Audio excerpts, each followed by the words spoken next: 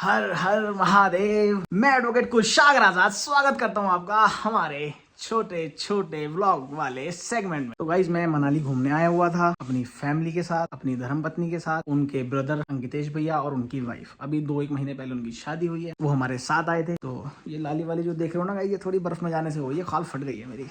चेहरा तो मैं बता मेरा खाला है। अब गाइस जब हम गए, अटल टनल क्रॉस करा हमने।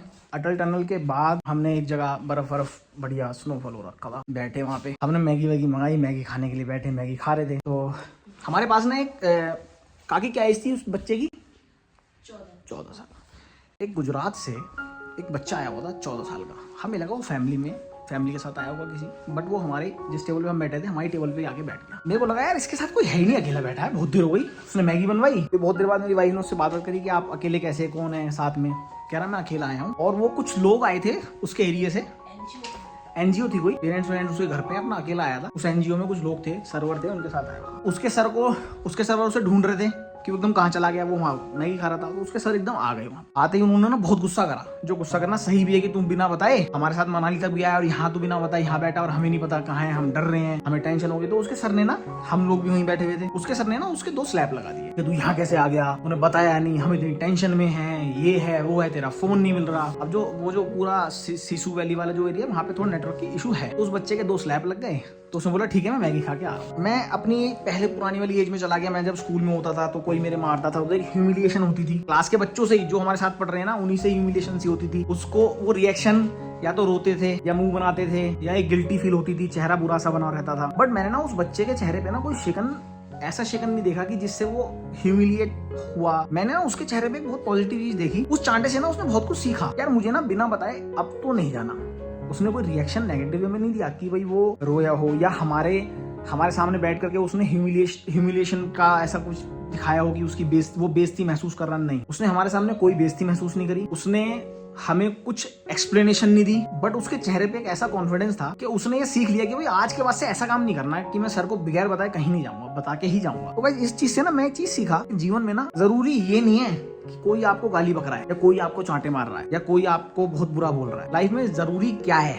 जरूरी ये है कि आप उसको ले कैसे रहे हो। जिस तरह से आप उस चीज को ले रहे हो ना, फिर आप रिएक्शन भी वैसा ही दे रहे हो। फिजिक्स में भी पढ़ा है, every action has equal and opposite reaction. हम एक लाइफ फ्रिक्वेंसी में चल रहे हैं, जी रहे हैं, हम कहीं भी जा रहे हैं, आ रहे हैं। बहुत से लोग ऐसे भी मिलेंगे जो बहुत कुछ बोलेंगे। रिलेटिव्स भी हो सकते हैं, किसी के एक्सटेंडेड लाइफ फैमिली भी हो सकती है, कोई दूर के रिश्ते से भी हो सकता है, कोई बहुत पास के रिश्ते से भी हो सकता है। वो ना आपको बहुत सारी चीजें ऐसी बोलेगा जो चीजों के बारे में ना आप सोचने पे मजबूर हो जाओगे। और जब आप उन चीजों को सोचोगे ना, तो फिर आपकी पर्सनल लाइफ बहुत इफेक्ट होगी। या फिर अब फैमिली वाला चीज को छोड़ के हम रोड पे चल रहे हैं, रोड पे हम गाड़ी में जा रहे हैं, कोई हमें गाली बक रहा है। उसकी गाली को ना 2 तरीके से भी ले सकते हो। सिर्फ एक तरीका नहीं है कि उसने गाली बकी, इसकी ऐसी की तैसी, तो कुत्ता आप भी उसे धड़ाधड़ गाली बको और आपकी वहीं लड़ाई हो जाए, फिर पुलिस उठा के ले जाए, आप दोनों को सब चीजें नेगेटिव हो जाए। तो आपको गाली बक रहा है ना, आप उसे इग्नोर भी कर सकते हो। इग्नोर करना बेहतर है। इग्नोर करने से क्या होगा? इग्नोर करने से ना वो जो नेगेटिव वाइब है ना, जो उसने आपको दी है, वो वहीं खत्म हो गई। और आपने उसे इग्नोर कर दिया ना, तो आप उसे रिएक्शन भी नहीं दे रहे। तो जब आप उसे रिएक्शन भी नहीं दे रहे ना, वो चीज ही यूजलेस हो गई। तो गाइस ऐसे ही है, कोई भी फैमिली का, कोई भी नॉन फैमिली का, जब आपको कोई ऐसी बात बोले ना जो बहुत नेगेटिव है, तो उसको लेना आना चाहिए। ना कि उस चीज को पकड़ लो, उसको सोचो, सोच के अपना दिमाग खराब करो, अपना दिमाग खराब करके उस पर रिएक्शन दो, और रिएक्शन देने की वजह से सब चीजें स्पॉइल हो जाएं। तो हमेशा चीजों को रिसीव करना आना चाहिए कि रिसीव करने का तरीका हमारा क्या है, वो सही है या गलत है। आप ये तो सोचो ही मत ना उसने आपको गाली दे दी या वो आपके साथ बुरा कर रहा है। ठीक है भाई, उसने आपके लिए बुरा बोल दिया, बट सोचना ये है कि क्या ये इतनी वर्थ वाली चीज है कि उसने मेरे लिए बुरा बोल दिया तो मैं इसको सोचूं, और अब मैं सोचूंगी तो मेरे को रिएक्शन भी देना पड़ेगा।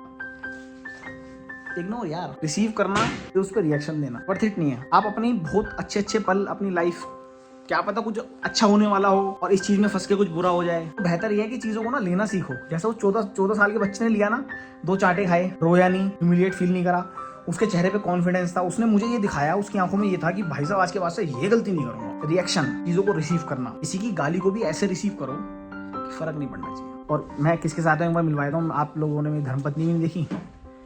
ये मेरी प्रिय धर्मपत्नी है, इनका नाम ही प्रिया है। ये अंकितेश भैया है, ये अंकितेश भैया की धर्मपत्नी है। ये थोड़ा सा गुस्सा है आज, इन्होंने बोला था मैं लॉलीपॉप खाऊंगी, टिंकू भैया ने दिलवाई नहीं इनको, तो ये जब से गुस्सा है, कह रही है। चलो गाइस, मिलते हैं आपसे। हर हर महादेव। जो खुद से तू बनाएगा रुतबा न ऐसा आएगा, तू ज़मीन भी न छोड़ेगा, तू आसमां पे छाएगा। जो पीछे तू न देखेगा बेशक तू आगे जाएगा, जो गिरने से ही सीखता उसे कौन फिर गिराएगा। जो हो लड़ाई खुद से खुद की तो फैसला किसी के हक में जा नहीं सकता, अगर जो हार तूने अभी मानी नहीं है तो कोई माई का लाल तुझे अभी हरा नहीं सकता। अगर जो हार तूने अभी मानी नहीं है तो कोई माई का लाल तुझे अभी हरा नहीं सकता। हर हर महादेव।